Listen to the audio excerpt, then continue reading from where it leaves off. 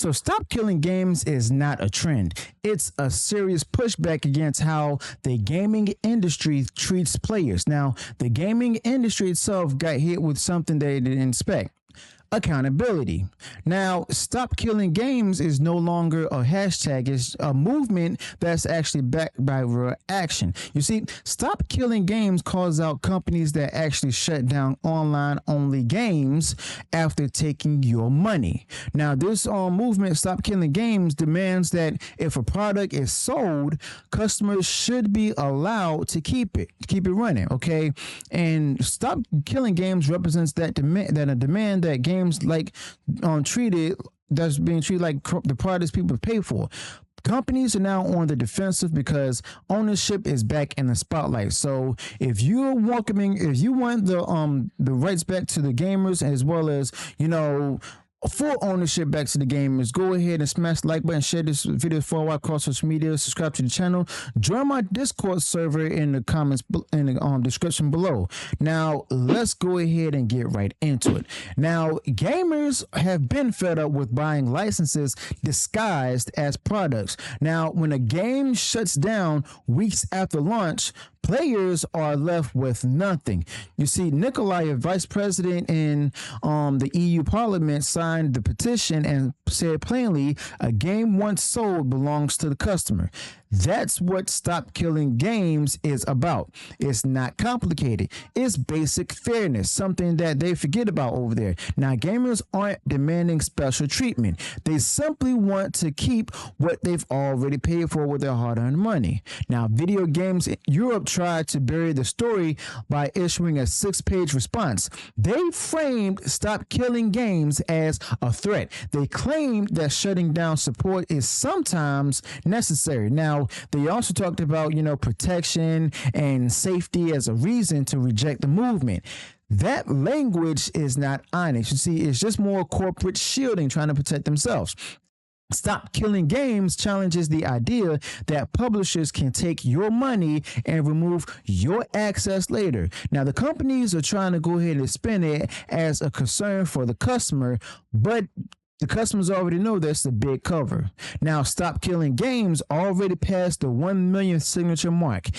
That means it qualifies as an official EU citizens initiative. Now, it's working through the thresholds for individual EU nations, and if it hits those numbers, the European Commission will review it, and this moves the conversation from gamers and influencers into political halls. Studios like EA and Sony don't want that attention. Their business model depends on limited accountability. And honestly put, with someone from the EU backing this, it's about time that they actually go ahead and started doing something good and positive for people as a whole. Now, honestly put, the industry's response to this has been to pretend that Stop Killing Games is unreasonable. Well, it's not. No one is asking developers to keep games alive forever. If a company decides to go ahead and shut down a game, they should release tools so that players can keep it alive themselves. And this is simply a request for transparency and access, nothing more. And it's not a radical position either. It's just simply a realistic one. Players are already doing the work of preservation.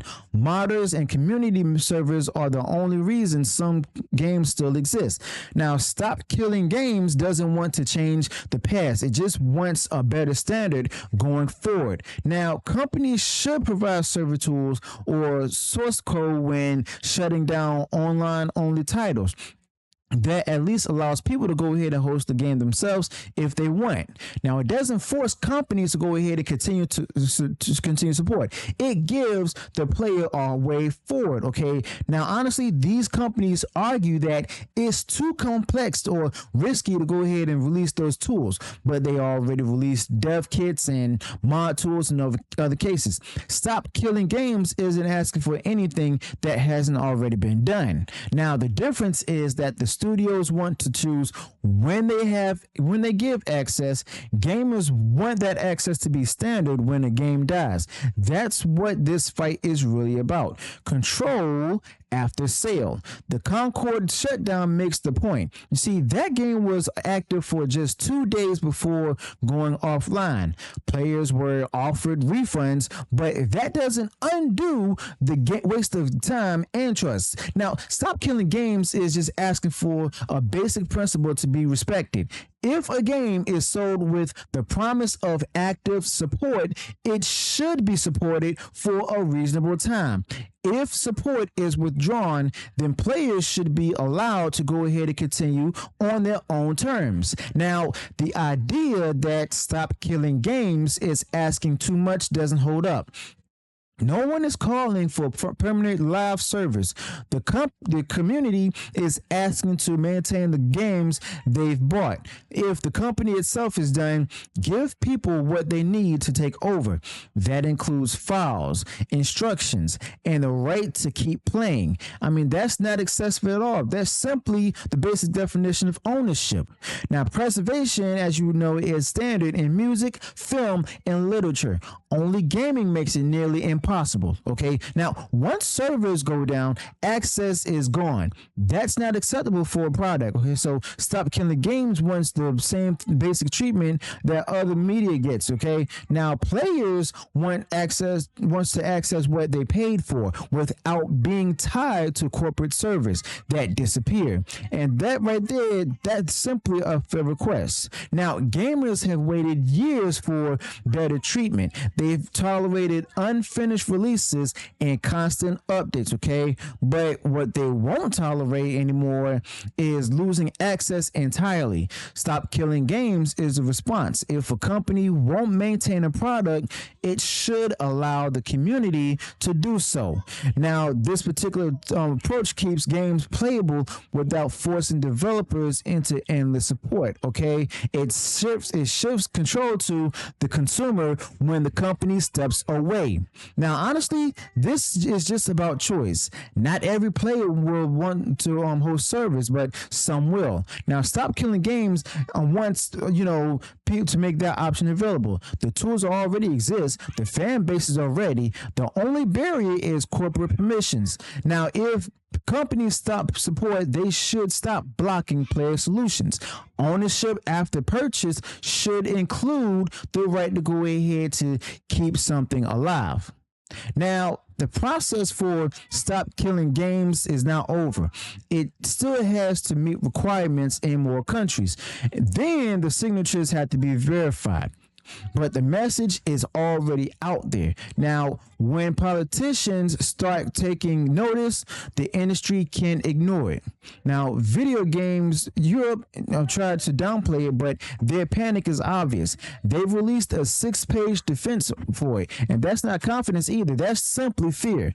Now, if Stop Killing Games reaches the floor of Parliament, it could trigger a broader debate about digital ownership, okay? Now, that's what these companies don't want at all. See, they spent years hiding behind license agreements. Now, people are reading the fine print right now, and they don't like what they see. You see, Stop Killing Games is pulling those, issues into the open. That puts pressure where it belongs. Now, the industry itself won't change on its own. It's had years to adjust and hasn't. Now, Stop Killing Games is the result. If companies won't act responsibly, governments will be pushed to step in. I mean, that's not ideal, but when people are being ignored, they find other ways to go ahead and be heard. Now, Stop Killing Games is actually forcing the conversation, and the media and the industry is finally reacting, okay? So gamers are not asking for special treatment at all. They're simply just asking for ownership, the right to own the game. Stop Killing Games is a campaign that says, if you sell a product, let people keep it. That's not an attack. That's just a standard. If companies don't want to support games forever, they should let players take over. That's the line. That's the point. And that's what's being heard now and loud and clear. Okay, so let me know your thoughts on this in the comments below. Be sure to smash that like button, share the video far and wide across social media. If you enjoy what we're sharing video, subscribe to the channel, turn on that bell for future those notifications, and I'll see you all in the next one. Until then, peace.